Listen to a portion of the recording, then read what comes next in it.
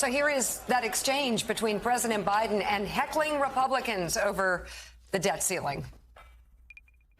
Nearly 25% of the entire national debt that took over 200 years to accumulate was added by just one administration alone, the last one. They're the facts. Check it out. Check it out.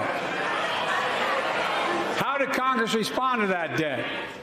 They did the right thing. They lifted the debt ceiling 3 times without preconditions or crisis. They paid American bills to prevent an economic disaster to the country. So tonight I'm asking the Congress to follow suit. Let's commit here tonight to the full faith and credit of the United States of America will never, ever be questioned. Some of my Republican friends want to take the economy hostage. I get it, unless I agree to their economic plans. All of you at home should know what those plans are. Instead of making the wealthy pay their fair share, some Republicans want Medicare and Social Security to sunset. I'm not saying it's a majority. Let me give you, anybody who doubts it, contact my office. I'll give you a copy. I'll give you a copy of the proposal. That means Congress doesn't vote. Well, I'm glad to see you. And I tell you, I enjoy conversion.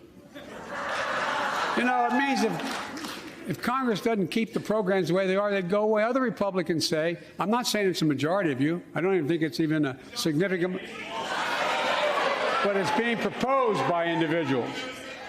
I'm not politely not naming them, but it's being proposed by some of you. Look, folks, the idea is that we're not going to be moved into being threatened to default on the debt if we don't respond.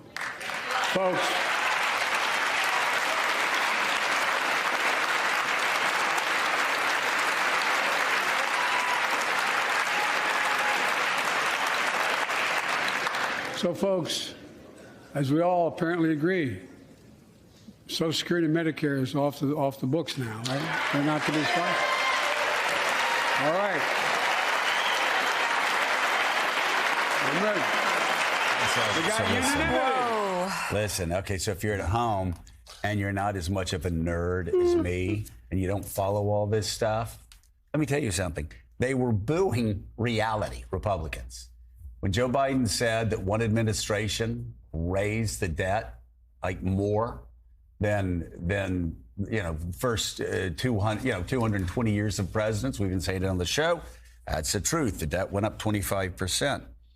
When he said Republicans raised the debt ceiling 3 times during the Trump administration, wait, why are they booing? They did it. What are they doing? Booing themselves for doing that?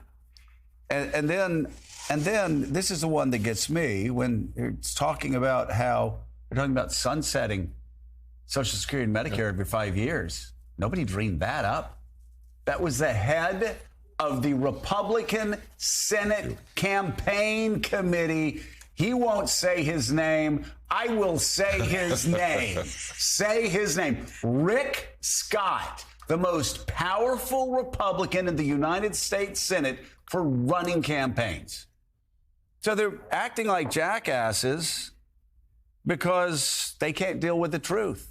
They just can't deal with the truth. And they make themselves look foolish. You know, Elizabeth, here's the problem being a leader of Republicans right now is Marjorie Taylor Greene just gave a gift to Joe Biden, gave a gift to the Democratic Party, gave a gift to every Democrat that is running against Republicans that won in Biden districts.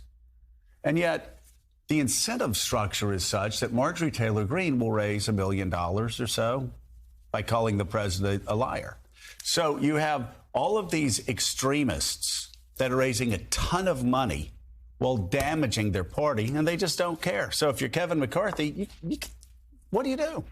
Fringe has taken over. That's what's happened. We've seen that, but we know they've got disproportionate power, and their performance, they are performers rather than legislators. And I think what was interesting about the speech was how much it was obviously, leaving aside the Republicans, it was meant to reach out to these working class voters who the Democrats have lost in recent. By the way, it was very good, wasn't it? Yeah, it was. He was talking about small bore stuff. And do you know he was talking about paying resort fees at hotels? Yeah, right. And airlines charging too much. Sounds like he had a run-in with a resort. They're not even resorts. I know. So it was like, whoa. So he was talking to people. Car washes cost too much. Right. We wanted tokens to also be bigger. You fumble them around, they fall on your floorboard, you can't wash your... This is the campaign. He's going today to Wisconsin to talk to union members, going to a big swing state. This is where they're going, trying to get back those working class voters that have went with Trump, and they've lost a lot of because the party has become the party of the elite and the educated. And